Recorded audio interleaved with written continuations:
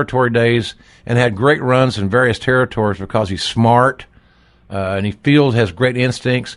What was your take on, just based on what you read, because I'm assuming you haven't talked with him either, but what was your take on him leaving as abruptly from WWE as he did? First of all, I saw the promo, which everybody called the pipe bomb. Right. And I thought it was brilliant. And that's my problem with wrestling these days, is not enough people believe it, first of all.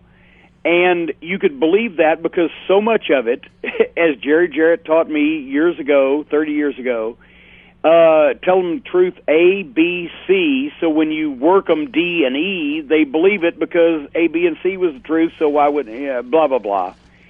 The promo was brilliant. He's a great communicator. Yeah.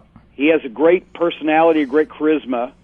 And then the following week, or whenever it was, when he came out to Cult of Personality, Vince does not like to pay for music rights. We know this. Mm-hmm. So I almost creamed because he got everything he wanted, and I knew that in his contract when I heard that music, and it fits him.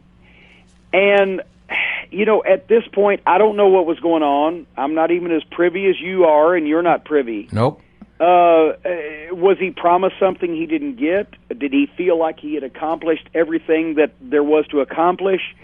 Nagging injuries physically, burnout mentally. All I know is the day that, and you were there, and you remember the day that I left WCW television at TBS at Center Stage in Atlanta and never came back.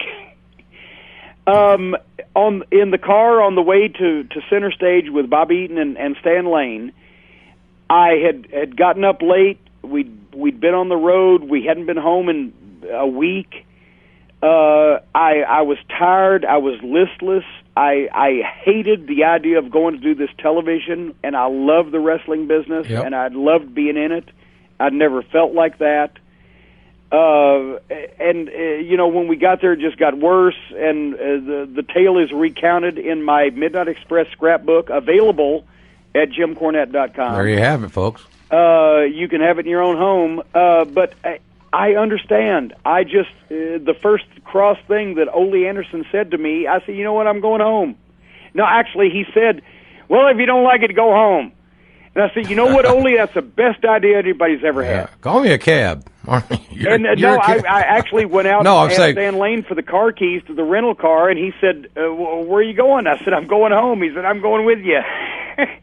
Wow. And then, we made peace with Bobby, who had a family and needed the income, and we went to Charlotte. I understand. You just don't want to do it anymore. This is 24 hours a day, 7 days a week. It's your life. You're playing yourself, but it's still a part. It's physically taxing, mentally demanding. There's pressure. I'm proud for CM Punk that he's saved his money. He lives leanly, from what I've heard. Yeah.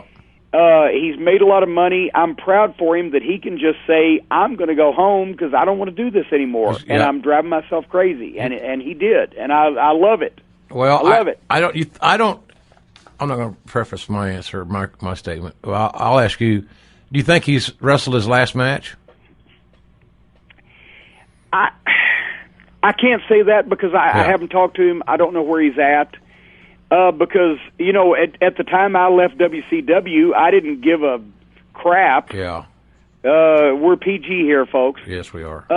Whether I ever went to a wrestling show again. And I did it for another 20 years, and then 2 years ago I said, I don't give a crap if I ever go to another wrestling show again. Right. I don't think he's wrestled his last match. I'm not saying he's going to wrestle for WWE again. I don't know that. I'm not saying that. I just think the guy is he loves the business like you and I do. I'm not going to go call any wrestling on a weekly TV show anymore. I know that. But I'm not telling you I'm not going to I wouldn't do something special here, there, and yon, or I'm doing this podcast. I'm going to keep doing things that keep me connected with the fans because that's what I am. But I think the guy he's too good and he loves it too much not to. He might just go and do it in Chicago at a